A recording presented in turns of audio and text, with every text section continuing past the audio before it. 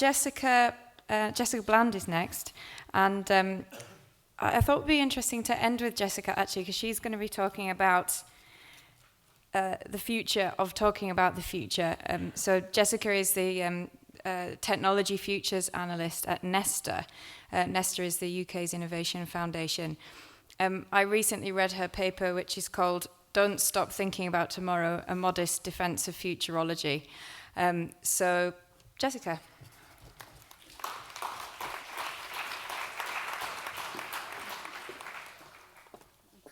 This is a slightly sideways topic from where we've been so far. I'm going to have the same problem, aren't I? There we go. So, as Domino said, my research is in technology futures, and this really means the responsible development of disruptive technologies. I look at everything from 3D printing to genetic testing, and the idea that you can do these things in your home in the coming decades. But I had the privilege over the last year or so to run some research that took a step back from that. And we asked, why do we talk about the future? I think a theme pertinent to most of today's conversation. Now, some of you laughed, so I guess some of you also remember this woman. This was Mystic Meg, who used to appear on the National Lottery show on a Saturday night in the UK in the 90s. I have vivid memories of her dry ice-filled room with velvet layers around her. And she used to tell us who would win the lottery, that they would have bought their ticket from a woman in a red dress, and they've been hanging out with a Libra this week, that kind of thing. And that, I was fascinated by her, as I think most people were at the time. And I think she actually tells us quite a lot, that humans have always sought to understand the future. Future gazing has been done very badly. No offence to anyone here today. I'm sure your futures will come true. But it's still really popular. The fact that we put someone who we know probably doesn't know that much about the future on Saturday night television tells us a lot about how kind of humans grasp at the future. And what our research showed actually was that in the second half of the last century, these efforts grew more ambitious and much more sophisticated. So to go from, this is not going to work now. There we go, to a much more boring picture. As computational power got really big, we also got really good at predicting quite specific things. This is a chart that's gone a little bit stretched here, but it starts in 1981 and moves across to 2009, and it shows the percentage accuracy of weather forecasts, a subject close to most English people's hearts. And at the top, you see the improving accuracy of the blue line, which is the 3-day forecast, down to the 7-day forecast, which is the green line that goes across. And you can see that actually, 7-day forecasts are as accurate now, or in 2009, as the 3-day forecast was in the 1980s. That means we've got better at about a day a decade at improving our weather forecast. This is incredible. I mean, this is really, really good science. But the last decade has not been quite so kind to futurologists. And this is one of my favourite pictures. This is a professor of economics from LSE in 2008 showing the Queen what happened in the economic crisis and how it happened and why it happened.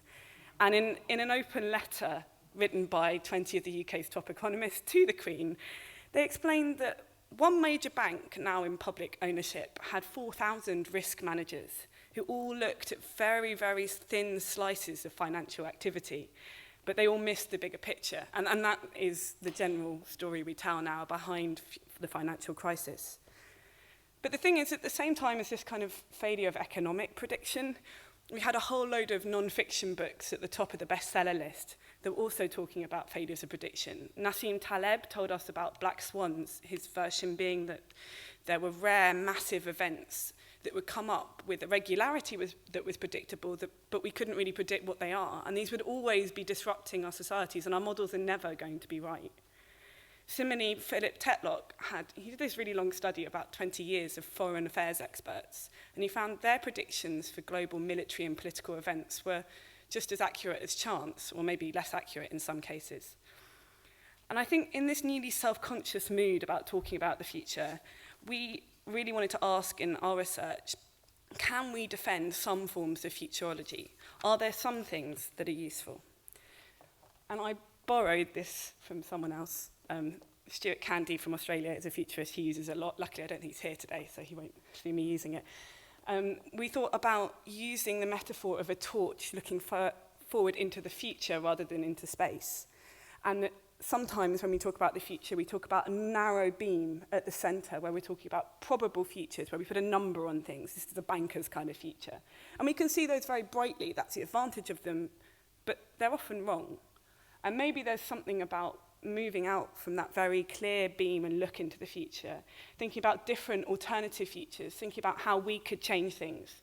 And so we got to these ideas of plausible futures, so all the ones that kind of make sense, and within that, a category of preferable futures, the ones that I would prefer, that you would prefer to happen. Now, I think that actually an example probably helps better today. So this is a report that came out from the UK government foresight unit. Yes, they do have one. On the future of identity, looking at how our personal identities are changing off and online in the next decade or so. Massive subject. And the reason they do this kind of thing is because governments do have to say something about the future. They can't just say, oh, we can't predict it. They have to make long-term policy and legislative decisions. And so they produce these kind of things, and I think they're quite a serious reason for talking about the future. And big corporates do this as well. Shell are very good at it, talking about energy futures, and you might ask questions about why, but they're very good at it.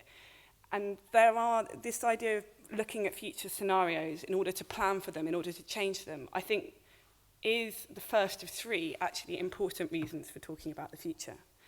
The second one goes back to data and goes back to something closer to our bankers' mathematical models. This is what is called a technology genome. It's something in my normal day-to-day research I love playing with. They're created by Quid.inc in San Francisco, and they scour, I think, 35,000 websites, and they look up for key terms, and then they plot all of those websites, so whether these are university research departments or startup companies, and they plot them according to keywords. So at the top here, you can see financial and genome, clusters of websites around those.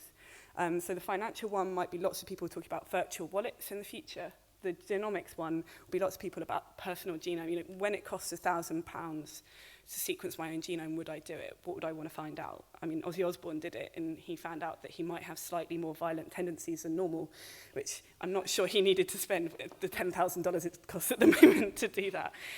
But actually what Quid think you can do with this is you can predict something about the technologies of the future.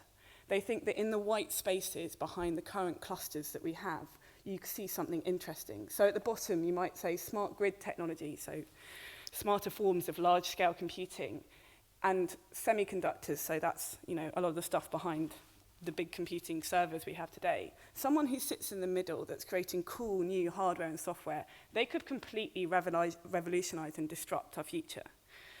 But I think what Quid are doing and what is different about this new form of data-driven prediction is that it admits that there are dead ends. It doesn't say that we have this one line of economic prediction or market prediction. It says that actually it's a bit more like going through a maze, and I think this cartoon kind of says it better than I do. And the second thing that's useful about talking about the future is that, yes, we have loads of data and it's great, but let's use it in a much more careful way than we have been before 2008. So the final way, the last useful way of talking about the future that came out of the research was science fiction. And this might not be such a surprise for people here today, but this is Ken MacLeod's recent book, Intrusion. In Intrusion, Hugh and his wife are in London in a post-climate change situation, and there's a warm war going on. And the government there say that freedom is not the right to choose, it's the right for the government to choose for you. And the pregnant lead character is asked to take the fix, which is a pill that will correct genetic errors in her child. And she, wrestles with this and with the state for much of the book. And I think that kind of plausible future is just as useful as the kind of heavyweight government reports we see. In fact, it's more useful in the way that it opens up a much more public conversation. It allows all of us to start imagining and shaping the future. And I think we can go even further with this. This is the MMMuzzle dog, or MMuzzle. And he's designed by Tony Dunn, who's a professor of interactive design at the Royal College of Art. And part of Tony's work and other people around him, but something I think all of us could do, is imagine objects in the future that help us explore what we fear and what we hope for, and hopefully help us shape it. And his dog, instead of smelling in his head, he uses that same kind of cortex to sense electromagnetic rays from wireless, from mobile, whatever. And his ears and eyes are shut off, so that all he has to take him around the world is that stuff. And so he manages to take his owner away from or towards these electromagnetic rays. So if you wanted to escape the kind of government, I don't know, in that other futures, surveillance of you, you might use this dog in the future. So really, to sum up, I know it's almost tea time or whatever 4 o'clock is.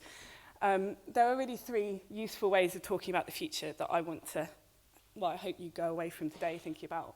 One is that there's a very serious point that companies and governments need to be thinking long term, even if they can't perfectly predict, and that's so they can help us protect our privacy. You can get involved in this at more other levels, but I think that still needs to go on. That model-based mathematical prediction is still important. We just need to be a bit more, have greater humility about what it tells us. And finally, that science fiction and public conversation about the future, the kind of interventions, as Yoko would put it, we have today, will always and continue to be very, very important. Thank you.